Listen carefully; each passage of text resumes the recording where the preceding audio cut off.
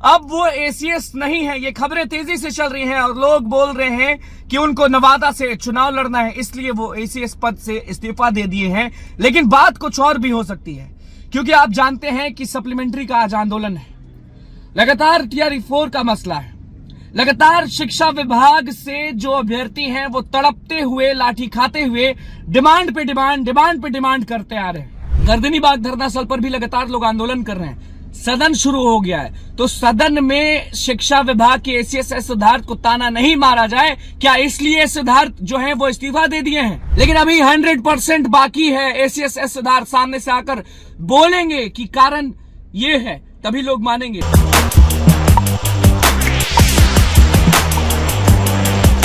नमस्कार, मैं हूं अनुकुल तिवारी और आप वॉइस अब देख रहे हैं। एसीएस सिद्धार्थ ने शिक्षा विभाग से इस्तीफा दे दिया है।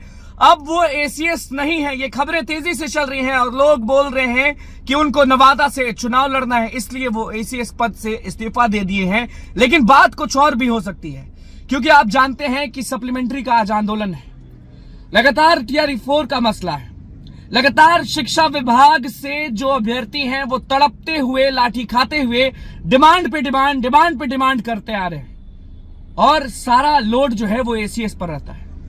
शिक्षा मंत्री कहते हैं कि शिक्षा विभाग देखेगी, नेता कहते हैं कि शिक्षा विभाग देखेगी, तो कहीं ना कहीं ये भी हो सकता है कि शिक्षा विभाग में कहीं कुछ नया खेल होने वाला है और उस खेल से एसीएस सिद्धार्थ जो है वो अग्री नहीं किए होंगे, इसीलिए इस्तीफा दे दिए। ये भी संभव है, बिल्कुल संभव है। चुनावी माहौल है, 2025 है, विधानसभा इलेक्शन है, ऐसे में एसीएस का इस्तीफा देना बहुत बड़ी खबर है और बहुत बड़ा हड़कंप भी मच सकता है, क्योंकि आज सप्लीमेंट्री रिजल्ट्स के लिए सारे लोग रोड पर उतरने वाले हैं।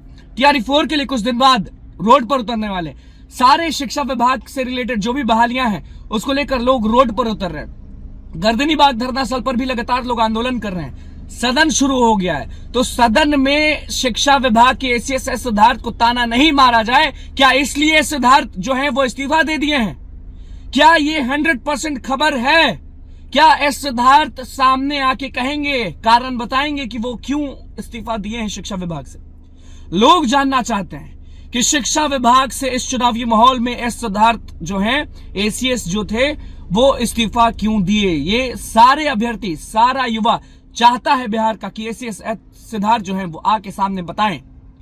आप सब भी बताएं कमेंट बॉक्स में कि आप सबको क्या लगता है। पहला, उन्हें चुनाव लड़ना है इसलिए वो इस्तीफा दे दिए हैं। दूसरा, कोई ना कोई खेल है। तीसरा, कि बहुत बड़ा लोड जो है वो शिक्षा विभाग के एसीएस सिद्धार्थ पर दिया गया था, जो उनसे नहीं संभला तो उन्होंने क्विट कर दिया, उन्होंने हैंड्स अप कर दिया, उन्होंने बोल दिया कि हमसे नहीं होगा भैया, आप लोग खुद संभालिए। क्योंकि जब शिक्षा मंत्री के पास जाते हैं तो कहते हैं कि ACS Siddharth, ACS Siddharth, ACS Siddharth. तो अब क्या बोलेंगे अभ्यर्थी? क्या अब शिक्षा मंत्री के पास जाएंगे? क्या अब नीतीश कुमार के पास जाएंगे? एसीएस के पास जाते नहीं, क्योंकि अब तो भैया अब कौन आएंगे, एसीएस देखना होगा।